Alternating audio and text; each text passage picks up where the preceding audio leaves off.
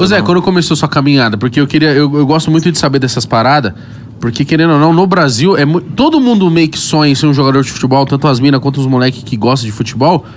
Só que, quanto de cara você conhece que é bom de bola? Você fala assim, mano, esse cara talvez é até melhor que eu, mas não vingou, não virou.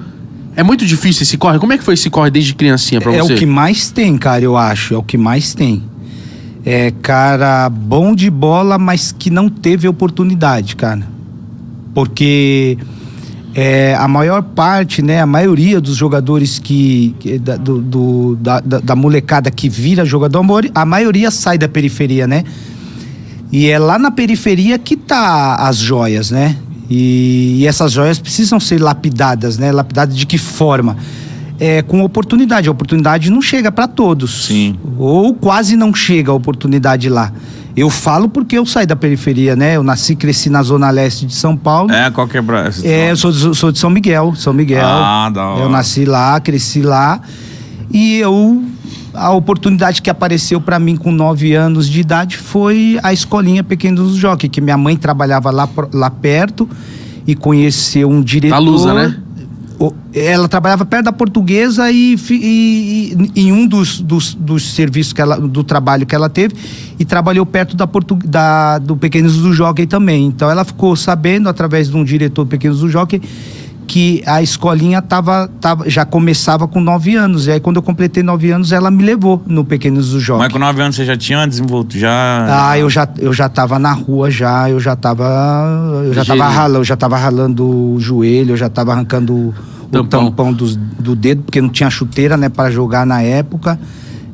Não tinha condições também. Então, na rua, o pessoal já me olhava e falava, pô, esse neguinho aí é embaçado, ele é diferente, ele é diferente.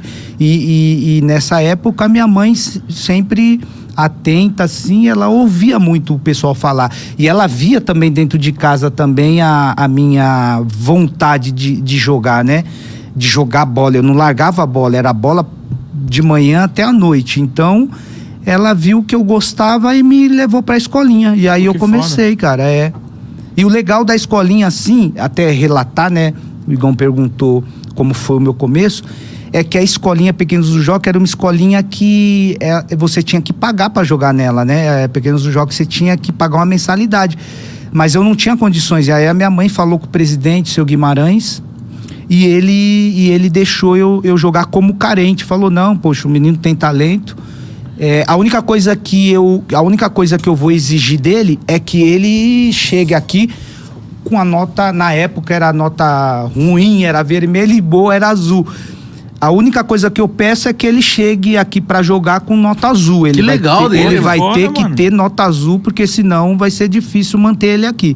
Eu abro mão da mensalidade, mas ele vai ter que estudar. E isso foi o legal disso, foi que ele me deu a oportunidade e, ao mesmo tempo, me despertou pro estudo. Por mais que quando era moleque, eu não gostava muito de estudar, eu era muito chegado. Mas você estudou porque você tinha que jogar bola. Foi um incentivo, aquilo ali foi um incentivo, e minha mãe me cobrava. O dia que eu não queria estudar pra prova ou fazer lição de casa, ela falava, você não vai fazer? Então, fim de semana você não vai jogar no Pequenos do Jockey. Aí eu corria, fazia minha lição, terminava, mostrava pra ela, e isso me incentivou, né? Isso foi muito legal. Que da hora, então, mano. Que legal essa atitude do seu Guimarães. Seu Guimarães, porque, pô... Não, seu Guimarães, Igão, mítico, o cara foi um pai pra mim, cara. Um pai que eu tive pai, mas meu pai na minha adolescência saiu de casa. Mas seu Guimarães foi um pai em qual sentido? No sentido de abrir as portas dentro do Pequenos do Jockey, e foi um pai também porque, pô, meu pai saiu de casa, minha mãe tinha que trabalhar em 2 empregos e 5 filhos. Nossa. Eu tinha que treinar no sábado para jogar no domingo. Minha mãe até arrumava o dinheiro ali da condução, porque eu tinha que tomar 2 ônibus e o metrô, tinha que atravessar a cidade. 2 horas de travessia. Eu tinha que sair da Zona Leste para ir lá pro Morumbi. Então era 2 ônibus do metrô, baldeação, descia na Sé Angabaú, subia Parque Dom Pedro. Caramba. E pegava o ônibus pra cair no Jardim Colombo. Então você saía muito cedo? Eu saía muito cedo de sábado, só que sábado eu ia treinar, no domingo eu tinha que jogar. E como que eu voltava pra jogar no domingo, sendo que só tinha o dinheiro do sábado? E aí? Seu Guimarães me levava pra dormir na casa dele. Caralho. Vários fins de semana eu fui dormir na casa do seu Guimarães, só que o grande problema não é nem esse. O grande problema é que, de tanto eu dormir na casa do seu Guimarães, me apelidaram de Neguinho Mijão, porque eu mijava na cama na época. Caralho, ele liberava a casa dele e você mijava lá, mano. Mijava porque, mano, imagina, 10, 11, 12 anos, eu mijei até os 12. Você mijou até Mano, eu não era muito de não mijar. Era de mijar na cama. Mas por que você era safado? Você sabia que você tava fazendo merda, mas você mijava. Então, eu mijava na cama porque eu dormia na minha casa. Por que eu descobri que eu mijava na cama? Porque na minha casa a gente dormia numa beliche 3 irmãos. Imagina você dormindo com 3 irmãos. Tá quentinho, a cama tá quentinha. Sim. E na hora de você fazer o xixi, você acha que você quer ir pro banheiro? Quer não. Você vai mijar na cama, tá quentinho. Mano. Aí eu mijei até os 12, velho. Só que... É preguiça mesmo, mano. O cara mijava de preguiça. Ah, não, vai ficar melhor. Vai ficar melhor, vai ficar quentinho. Só que o ruim, velho, é que quando o seu Guimarães me convidava pra ir dormir na casa dele, pra mim era um alívio, porque, poxa, se ele não me convida, eu não ia pro jogo. Só que ao mesmo tempo, pra mim era complicado, porque... Cara, eu não conseguia parar de mijar. E eu mijava não colocou um plástico? Não. Você já pediu ajuda, gente. Vamos colocar um plástico aqui pra me ajudar, que eu tenho uma mania de mijar. Eu percebi que depois a esposa do seu Guimarães, ela começou a colocar plástico. Quando eu percebi isso.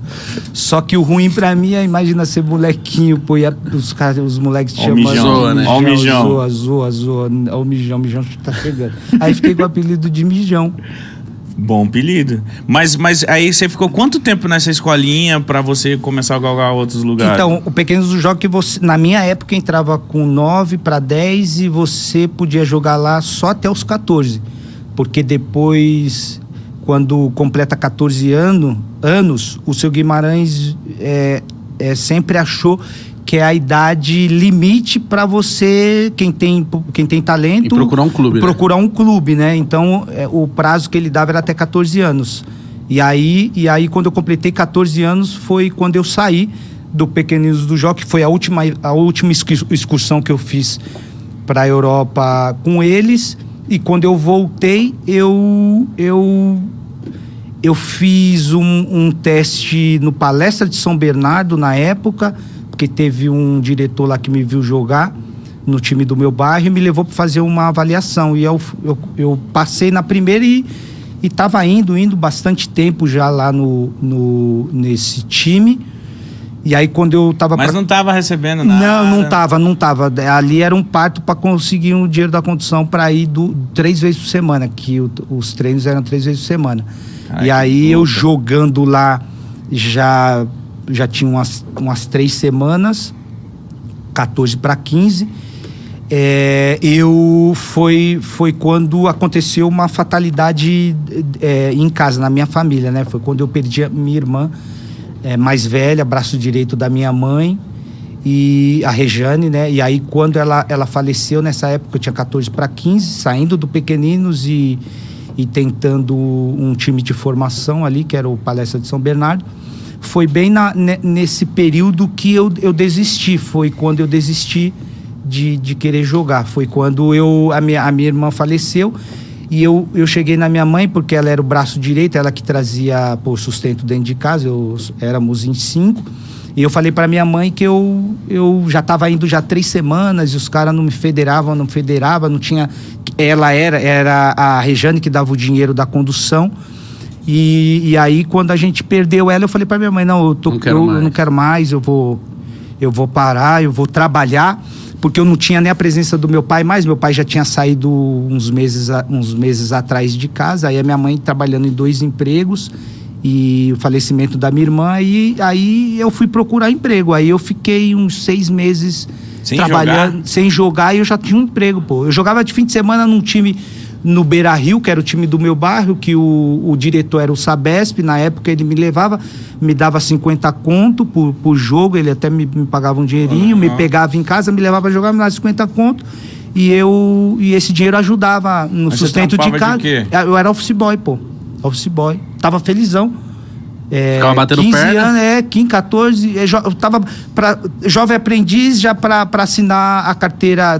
Fiquei 3 meses jovem aprendiz. Depois de 3 meses, assinaram minha carteira de office boy. E aí eu comecei a trabalhar, pô. Eu falei pra minha mãe que não queria jogar mais. Tô decidido a trabalhar, quero ajudar a senhora aqui. Vejo o sacrifício da senhora tendo que trabalhar em 2 empregos e fui trabalhar. E aí foi quando eu, já 6 meses de trampo ali, carteira assinada, já tinha o meu ticket de refeição, vale transporte, tava felizão, tirava um dinheirinho para comprar uma calça, um tênis, para ir bem vestido pelo menos para a escola, e o resto eu dava para minha mãe. O resto que eu falo não era muito, negava, acho que na época 2 salários mínimos, né, mais ticket de refeição e vale transporte, pô, eu tava felizão. Então, tava bem, eu tava felizão, tava top. E aí, do nada, minha mãe apareceu em casa falando que fez a minha ficha, o meu cadastro, né? A ficha na Portuguesa, na peneira que ia ter na Portuguesa e na peneira que ia ter no Corinthians. Que da hora, mesmo assim ela não desistiu do sonho. Ela sabia que no fundo ele queria. Vocês não sabem, ela fez isso e aí eu questionei ela, eu falei, mãe, você tá louca, eu tô feliz aqui no meu trabalho. Eu não vou. 2 salários mínimos? 2 salários, pô, vale transporte, ticket de refeição, ainda às vezes eu consigo até na época, se você descia por trás, você conseguia segurar o vale transporte, o vale transporte você podia trocar em dinheiro. Pegar um dinheirinho. Isso, pô, eu metia essa direto. E aí ela falou, eu falei, não, tá louco, eu não vou não, pô, tô legal aqui no meu trabalho, tô felizão, e eu tô até com moral na escola, o pessoal fala, pô, você tá com tênis novo? Eu falo, tá trabalhando do quê? Office boy na quebrada na época era bem visto, porque ganhava um dinheirinho, comprava sua calça ali, Zump na época, é que vocês são novos, vocês não tô ligado, minha mãe fala da Zump. Zump era embaçado, tinha uma Zumpzinha, conseguia um Adidas de couro ali, ou às vezes um quichutinho pra bater uma bola, então eu conseguia com o meu saláriozinho comprar pelo menos um tênisinho, então eu tava feliz, pô. Ia pra escola já bem vestido, e aí quando ela veio com essa, fiz a sua inscrição na Portuguesa, daqui 2 meses a gente vai lá fazer a peneira.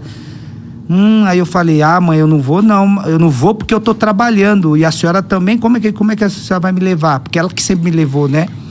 Aí ela falou, não tem problema não, vou pedir dispensa pro meu patrão e peço pro teu também, que eu já conheço ele. Aí ela pediu dispensa e o patrão me dispensou, eu torcendo pra ele não me dispensar, né? Sério? Na semana eu até falei pra ele, acho que, se eu não me engano, o nome dele era Sr. Edivaldo. Falei, Sr. Edivaldo, minha mãe vai chegar aí e ela vai falar de liberar pra fazer a peneira aí num clube. Fala pra ela que durante a semana a gente vai ter bastante serviço aqui, eu vou ter que entregar bastante carta, vou ter que ir no banco. Eu não tô afim de ir, não. Eu falei isso pra ele, pô. Só que aí eu não sei qual foi a artimanha dela que ela falou com ele, e aí ele acabou Talvez me liberando. Ela sabia que você ia conversar com ele. Pode ser. Aí ele acabou me liberando. Aí quando ele me liberou, eu falei, agora não tem jeito, vou ter que ir. E aí foi quando eu fui. Aí... E aí, mas você chegou lá pra fazer um teste? Ou... Não era nem teste, não. Era peneira, Era né? peneira, mano. Teste é indicação. Alguém te indica, você vai e faz teste no time da tua categoria, da tua idade. Peneira, você faz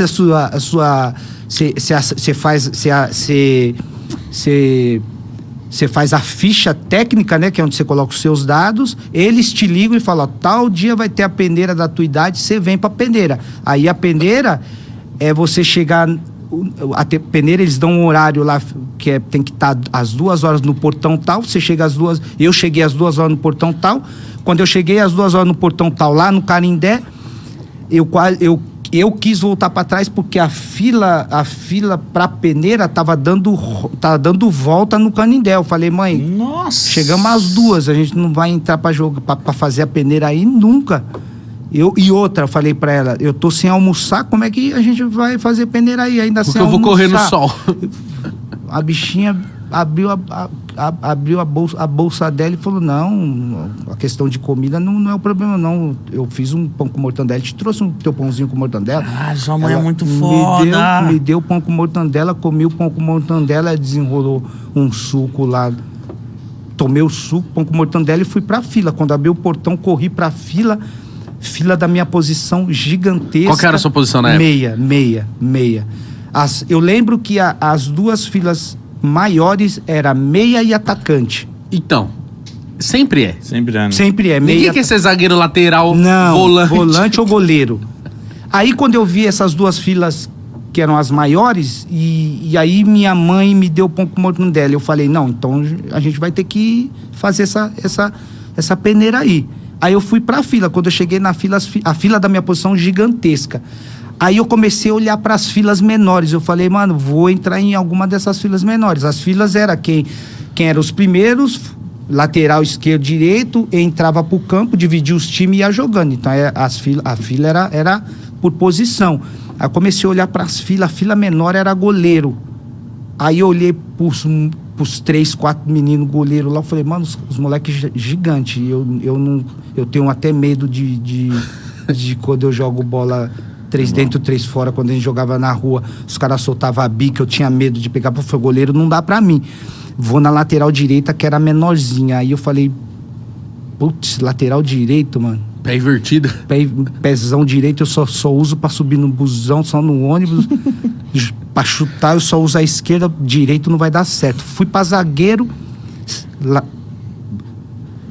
zagueiro central, posição dos dois zagueiros, zagueiro com pé canhoto, com o pé destro. Mano, os moleques gigantes, tudo fortão. Falei, mano, não vai dar pra mim não. Volante forte também. Aí eu olhei pra outra, pra posição seguinte, lateral esquerdo. Eu falei, mano, lateral esquerdo. A fila tá pequena, eu sou canhoto. Vou na lateral. E fui, pô.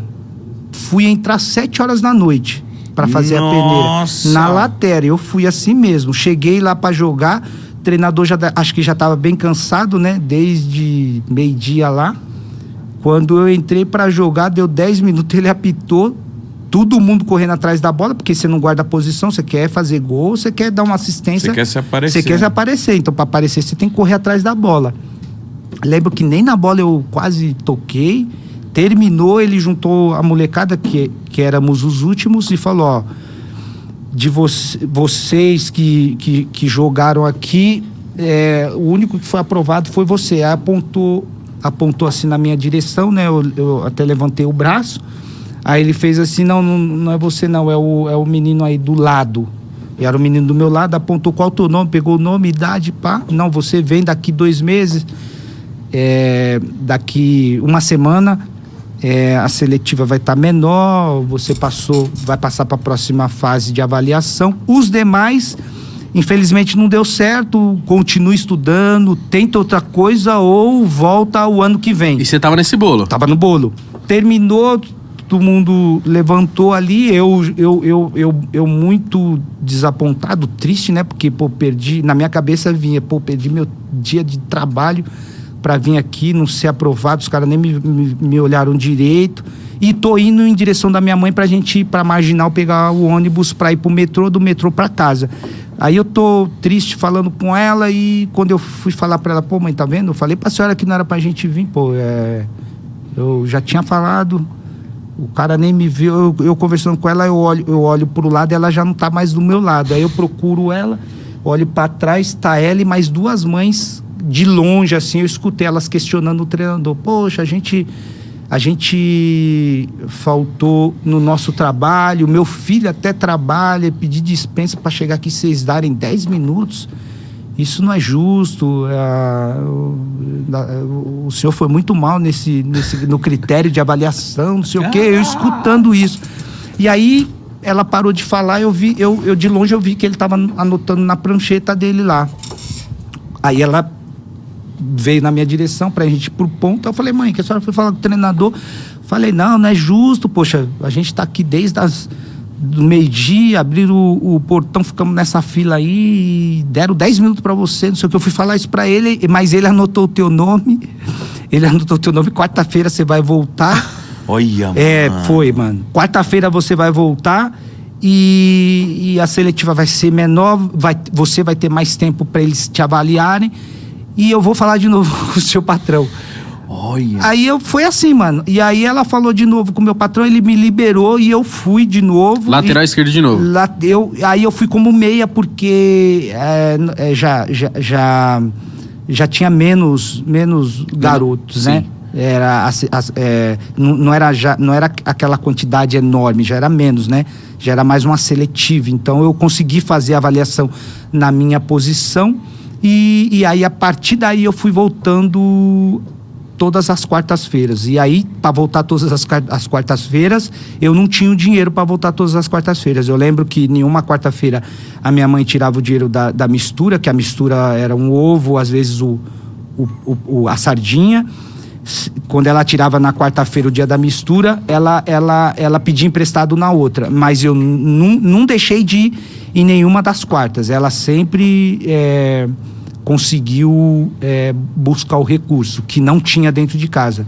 Então eu costumo dizer que a minha mãe, ela mesmo sem ela saber, ela foi uma empreendedora dentro de casa. Ela investiu em uma empresa que para muitos não tinha